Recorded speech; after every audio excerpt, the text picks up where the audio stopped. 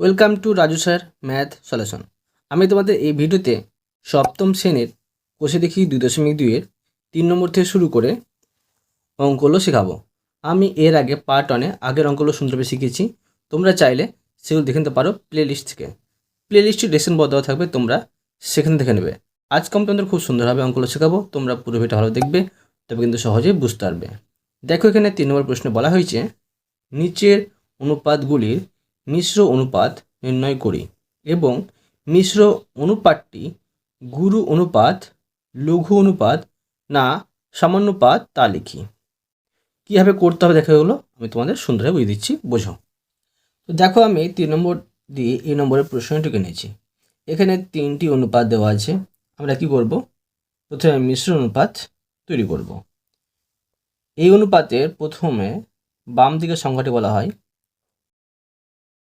পূর্বপদ আর ডান দিকের সংখ্যা বলা হয় উত্তরপদ। তো প্রত্যেকটার আমি পূর্বপদকে এক জায়গায় রাখবো আর উত্তরপদগুলোকে এক জায়গায় রাখবো।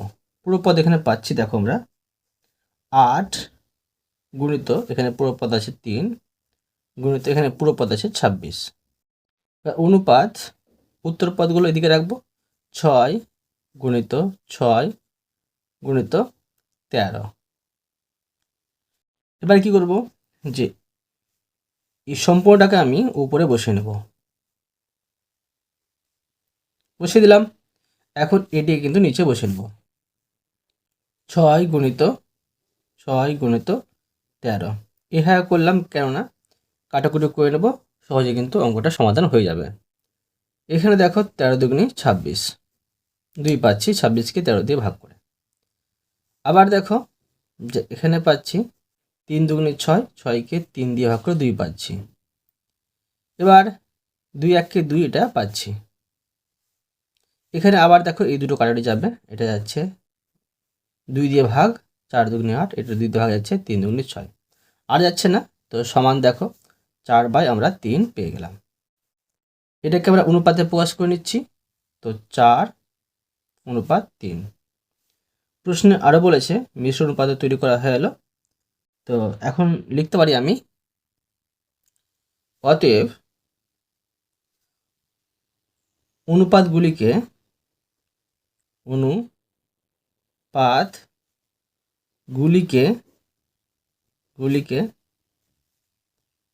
মিশ্র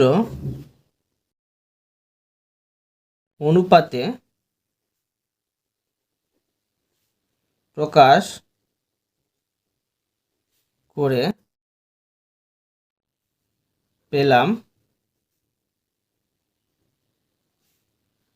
4:3।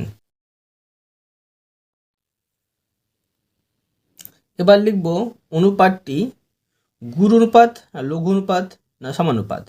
তোমরা মনে রাখবে, পুরো পদটি যদি ছোট হয় তো লঘু অনুপাত হবে এটা, পুরো পদটি যদি বড় হয় তো গুরু অনুপাত, আর যদি দুটোই সমান হয় সমানুপাত। এখানে পুরো পদটি কি পাচ্ছি, বড় পাচ্ছি, তাই এটা হচ্ছে গুরু অনুপাত।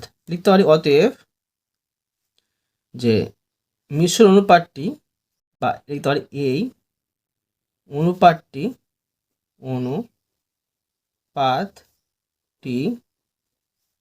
গুরু অনুপাত। বুঝা গেল? এবার দেখো বি নম্বর। দেখো, আমি বি নম্বর দিয়ে প্রশ্নটা করলাম। এখানে আবার 3টি অনুপাত দেওয়া আছে। প্রথমে আমরা পূর্ণ ভেঙে নিচ্ছি। এটা দেখো সমান 7/5 অনুপাত 3, 5/7 অনুপাত, এটা পূর্ণ ভাঙলে হবে 16কে 16, এক যোগ করলে হয়েছে 17/16। এবার ও 3:16। এখন আমরা কি করব, যে প্রত্যেকটা পূর্বপদকে এক জায়গায় রেখে দেব। তো 7/5 গুণিত এখানে পাচ্ছি 5/7 গুণিত এখানে পাচ্ছি 3, আর এখানে অনুপাত, এখানে পাচ্ছি উত্তরপদ 3 গুণিত এখানে উত্তরপদ পাচ্ছি 17/16, আর এখানে গুণচিহ্ন দিয়ে আমি এখানে পাচ্ছি উত্তরপদ 16। এখানে আমরা উপর নিচে বসিয়ে করতে পারি, কিংবা এখানে তার গুণ চিহ্ন দেওয়া আছে। প্রথমে এখানে কাটাকুটি করে নিচ্ছি। 5 একে 5, 7 একে 7, এখানে শুধু 3 থাকছে। এবার এখানে 16 একে 16। তো এখন দাঁড়াচ্ছে, দেখো এখানে দাঁড়াচ্ছে 3 একে 3 অনুপাত, এখানে দাঁড়াচ্ছে 3 17 পাচ্ছি 51। এটাকে দেখো আবার লঘিষ্ঠ আকারে পরিণত করা যাবে, দুটোই কিন্তু 3 দিয়ে ভাগ করা যাবে। তো 3কে 3 দিয়ে ভাগ করলে 1 পাচ্ছি, আর 51কে 3 দিয়ে ভাগ করে পেয়ে যাচ্ছি 17, 3 17 51। ঠিক আছে, এবার লিখে নেব যে অতএব অনুপাত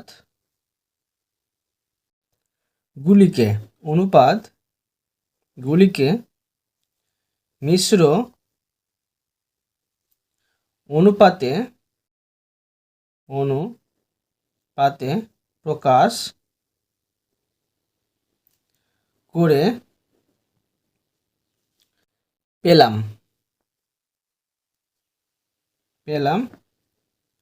সমান 1:17। অতএব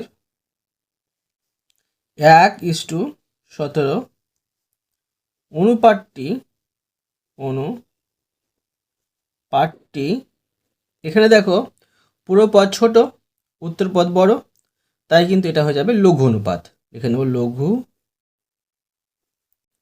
অনুপাত, এটা হয়ে গেল সুন্দরভাবে। এরপরে দেখো সি নম্বর, দেখো সি নম্বর দিয়ে প্রশ্নটিকে নিয়েছি। এখানে আবার দেখো 3টি অনুপাত দেওয়া আছে। প্রথমে প্রত্যেকটা পুরোপদকে এক জায়গায় নিয়ে আসবো। এখানে আছে পুরোপদ 8, এখানে 7, আর এখানে 22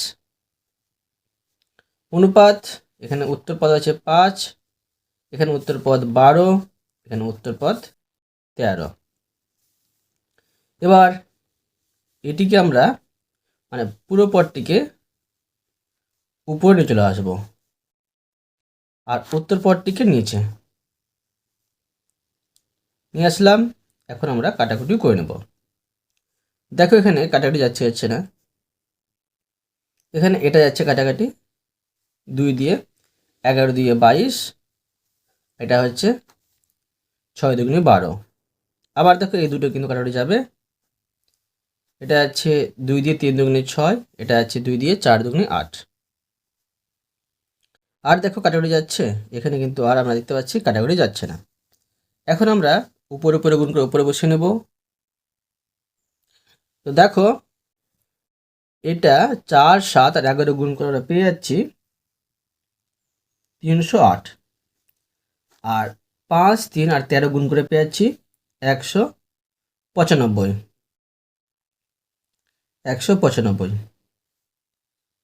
তো সমান দেখো এটাকে আমরা আর অনুপাতে প্রকাশ করে নিচ্ছি, 308 অনুপাত 195। এখন লিখে নেব যে অতএব অনুপাতগুলিকে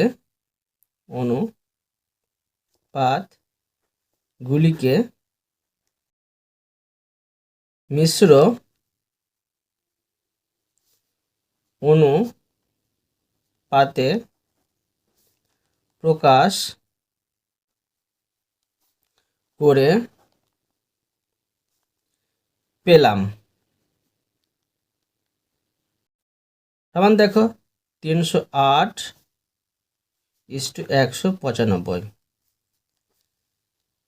এবার লিখে নেব অতএব, দেখো অতএব এই 308:195 অনুপাতটি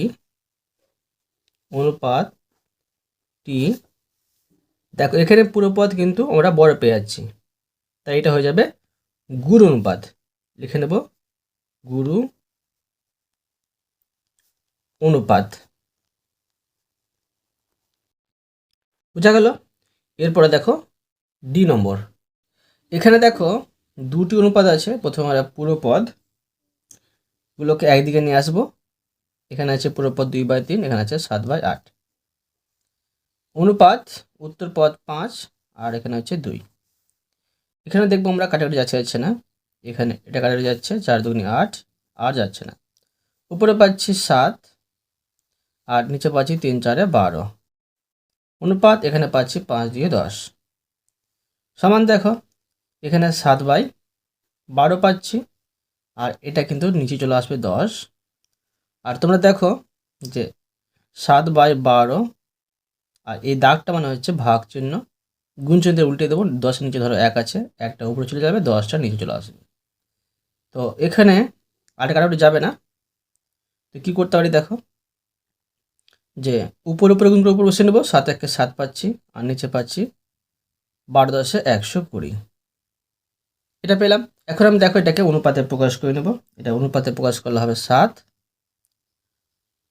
অনুপাত 120 এবার লিখে নেব অতএব দিয়ে লিখব অতএব অনুপাতগুলিকে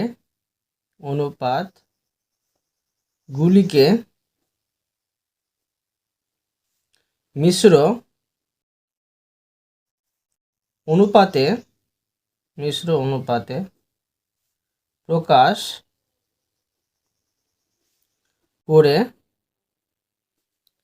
পেলাম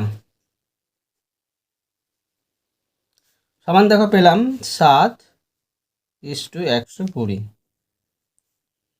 অতএব 7 অনুপাত 120 অনুপাতটি এখানে দেখো পুরো পদ ছোট তাই এটা হবে লঘু অনুপাত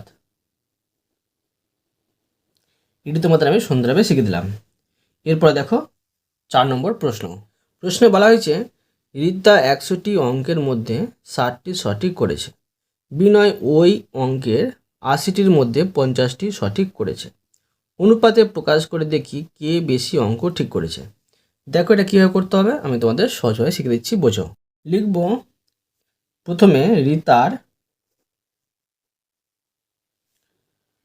করা সঠিক অঙ্ক ও মোট অঙ্কের অনুপাত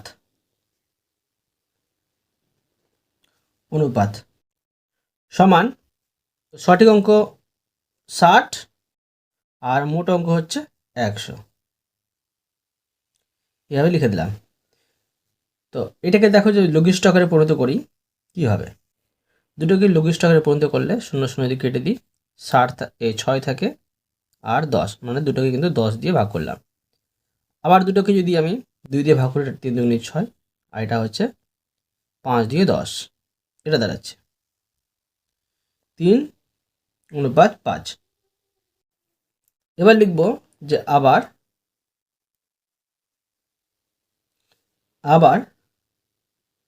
এবার করো বিনয়ের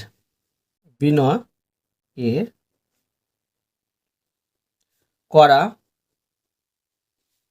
সঠিক অঙ্ক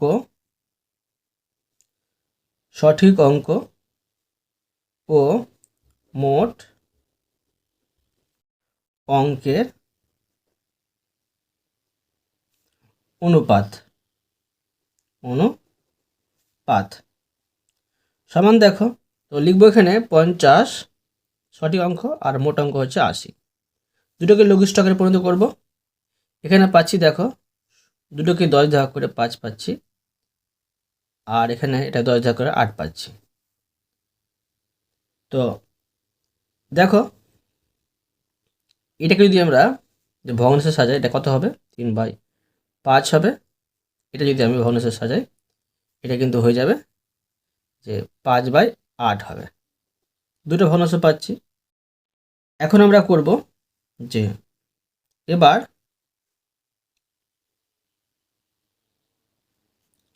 দেখো এই 3/5 5/8 এই দুটোর আমরা হরকে সমান করব তো 5 8 লসাগু করে কত হয় দেখো 5 8 40 পাবো লিখবো হরগুলির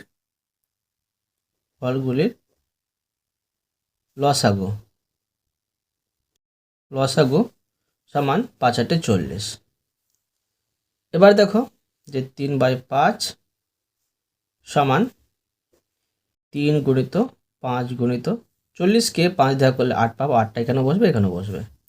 3 8 24 পাচ্ছি উপরে, আর নিচে পাচ্ছি 5 8 40। এবার 5/8 সমান 5 গুণিত 8 গুণিত এই 40কে 8 দিয়ে ভাগ করে আমরা পেয়ে যাচ্ছি 5 পাচ্ছি, এখানে 5 এখানে 5। তো 5 5 25 পাচ্ছি, আর নিচে পাচ্ছি 5 8 40। তো দেখো যে দুটো ভগ্নাংশে কিন্তু হরগুলো সমান হয়ে গেছে। তো এখন লিখতে পারি যেহেতু যেহেতু যেহেতু এই 24/40 এটা কিন্তু ছোট, ঠিক আছে, 25/40 থেকে। তো কি পাচ্ছি যে কে বেশি অঙ্ক ঠিক করেছে। 40-এর মধ্যে 24 ঠিক করেছিল কে? এটা হচ্ছে তোমার রিতা, আর বিনয় করেছে 40টির মধ্যে 25টি ঠিক। তো অবশ্যই বিনয় বেশি অঙ্ক ঠিক করেছে। এখন লিখে নেব অতএব দিয়ে, লিখব অতএব। প্রশ্ন বলেছে যে অনুপাতে প্রকাশ করে পেলাম, অনুপাতে অনুপাতে প্রকাশ করে পেলাম বিনয় বেশি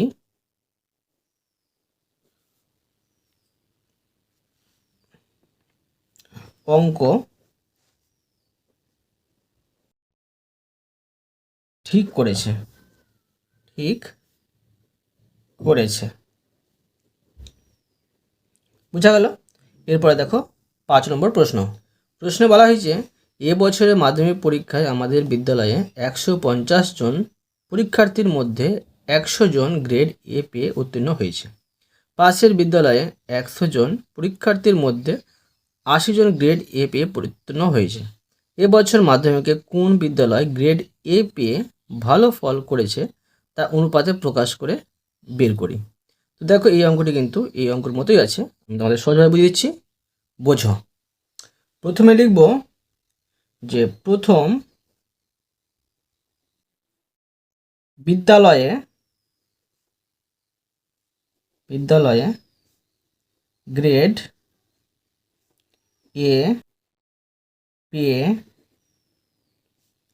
উত্তীর্ণ উত্তীর্ণ হয়েছে উত্তীর্ণ হয়েছে এমন পরীক্ষার্থীর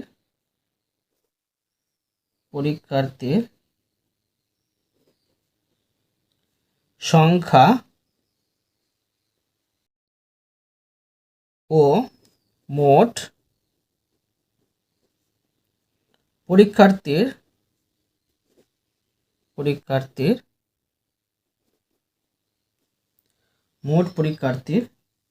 সংখ্যার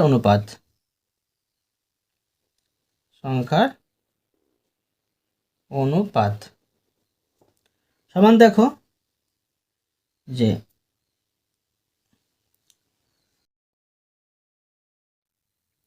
প্রথম বিদ্যালয়ে গ্রেড এ পেয়ে উত্তীর্ণ হয়েছে 100 জন কিন্তু, আর মোট পরীক্ষার্থী ছিল 150 জন।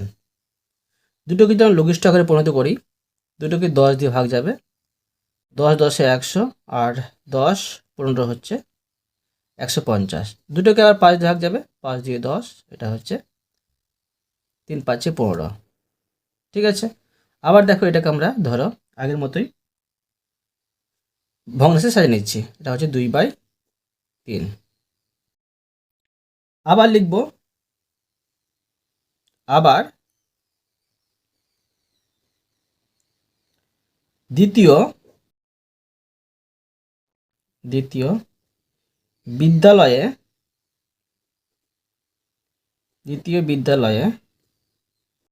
গ্রেড এ পেয়ে উত্তীর্ণ উত্তীর্ণ হয়েছে হয়েছে এমন পরীক্ষার্থীর সংখ্যা, এমন পরীক্ষার্থীর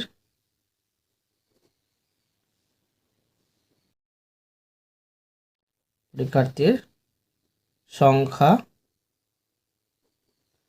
ও মোট পরীক্ষার্থীর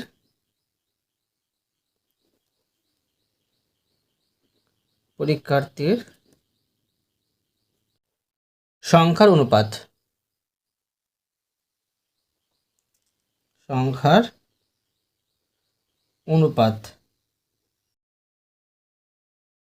সমান দেখো দ্বিতীয় বিদ্যালয়ে দেখো গ্রেড এ পেয়েছে 80 জন আর মোট পরীক্ষার্থী ছিল 100 জন। দুটোকে লঘিষ্ঠ আকারে পরিণত করি। তো দেখো দুটোকেই 10 দিয়ে ভাগ যাবে, 8 10 80, এটা হচ্ছে 10 10 100। আবার দুটোকে যদি আমি লঘিষ্ঠ আকারে পরিণত করি তো কী হবে দেখো, দুটোকেই 2 দিয়ে ভাগ করা যাবে, 4 দুগুণে 8, এটা হচ্ছে 5 দুগুণে 10। সবাই এটাকে ভগ্নাংশে তৈরি করলে হবে 4/5। এবার দুটোরই হর সমান করব এই ভগ্নাংশের, তবে কিন্তু পেয়ে যাব যে কোন বিদ্যালয়ে বেশি গ্রেড এ পেয়ে ভালো ফল করেছে, মানে উত্তীর্ণ করেছে। লিখব যে এবার 2/3, 4/5 এই দুটো ভগ্নাংশের আমরা হর সমান করব। লিখব হর গুলির লসাগু সমান দেখো 3 5 15 পাচ্ছি লসাগু। এবার 2/3 সমান 2 গুণিত 3 গুণিত 15কে 3 দিয়ে ভাগ করলে পাচ্ছি 5, এখানে 5 এখানে 5 সমান 5 দিয়ে 10 উপরে নিচে হবে 3 5 15। এবার 4/5 সমান 4 গুণিত 5 গুণিত, এবার এই 15কে 5 দিয়ে ভাগ করলে 3 পাচ্ছি, 3 এখানে 3 এখানে, উপরে হচ্ছে 3 4 12 আর নিচে হচ্ছে 3 5 15। ঠিক আছে, তো দেখো দুটোরই হর সমান হয়ে গেছে। তো লিখতে পারি যেহেতু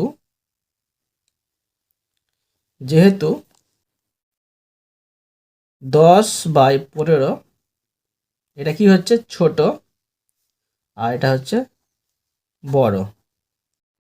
এটা হচ্ছে দ্বিতীয় বিদ্যালয়, এটা হচ্ছে প্রথম বিদ্যালয়। অবশ্যই দেখো দ্বিতীয় বিদ্যালয়ে কিন্তু বেশি গ্রেড এ পেয়ে ভালো ফল করেছে। তো এখন লিখব যে অতএব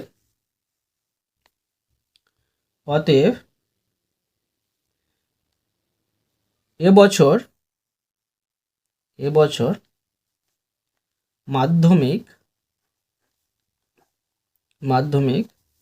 মাধ্যমিকে দ্বিতীয় পাশের, যেটা দ্বিতীয় সেটা হচ্ছে পাশের বিদ্যালয়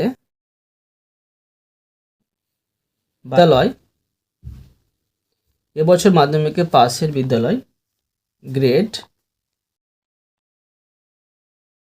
এ পেয়ে ভালো ফল করেছে। বুঝা গেল? এরপর দেখো 6 নম্বর প্রশ্নে বলা হয়েছে দুটি বাড়ির দামের অনুপাত 4:3 এবং দ্বিতীয়টির দাম যে 4,20,000 টাকা। প্রথম বাড়িটির দাম কত হিসেব করি। প্রথম বাড়িটির দাম যদি 70,000 টাকা বেশি হতো তবে তাদের দামের অনুপাত কত হতো দেখি। এই অঙ্কটা পরীক্ষায় প্রচুর পড়ে, তোমরা কিন্তু ভালো করে বোঝো, আমি তোমাদের সুন্দরভাবে বুঝিয়ে দিচ্ছি কীভাবে। তো দেখো প্রথমে লিখব যে দুটি বাড়ির দামের অনুপাত কি আছে 4:3। এখন দেখো আমি কি করব যে সাজিয়ে নেব এই হবে। তো অতএব প্রথম বাড়ির দাম, আর নিচে লিখব দ্বিতীয় বাড়ির দাম, দ্বিতীয় বাড়ির দাম সমান, দেখো এখানে লিখব 4/3। এবার দেখো এখানে আমি বা দিয়ে করব।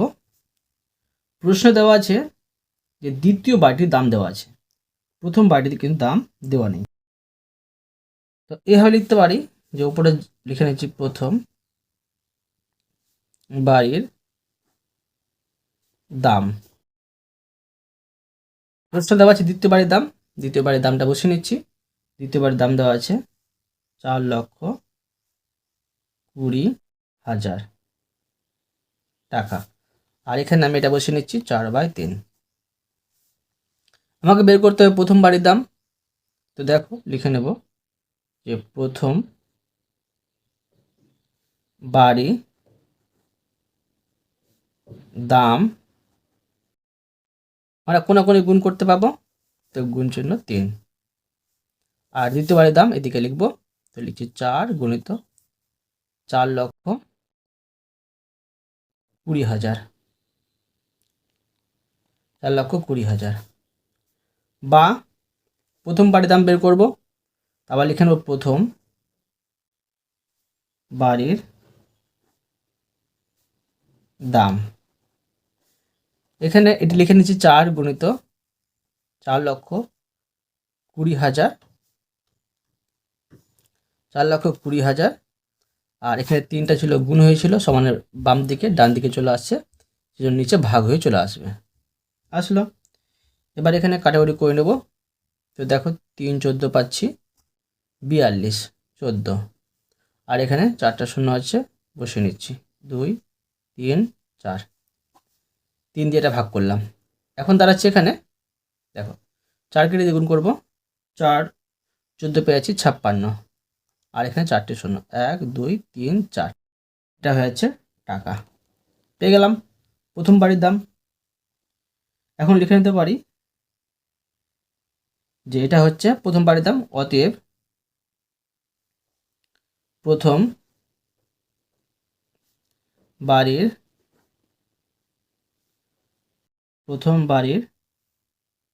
দাম ছিল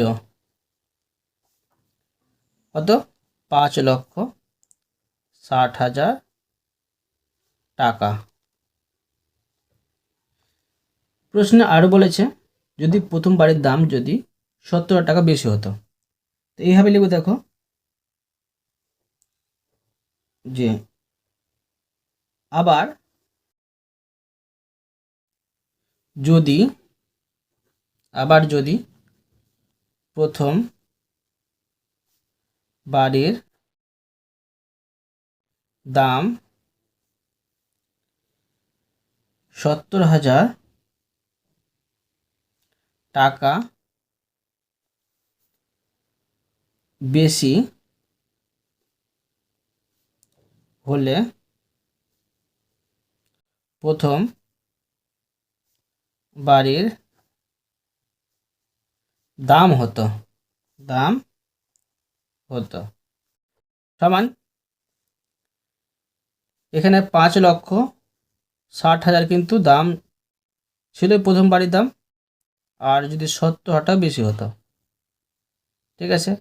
তো দামটা দাঁড়াতো এখানে যোগ করে নিচ্ছি, এটা যদি যোগ করে নিচ্ছি এখানে দাঁড়াবে 6 লক্ষ, ঠিক আছে, 6,30,000 টাকা দাঁড়াবে, 2, 3, 4 টাকা। তো এখন প্রথম বাড়ির দাম আর দ্বিতীয় বাড়ির দামের অনুপাত কী হয় সেটা বের করে নেব। লিখব যে অতএব এখন প্রথম বাড়ির দাম ও দ্বিতীয় বাড়ির দামের অনুপাত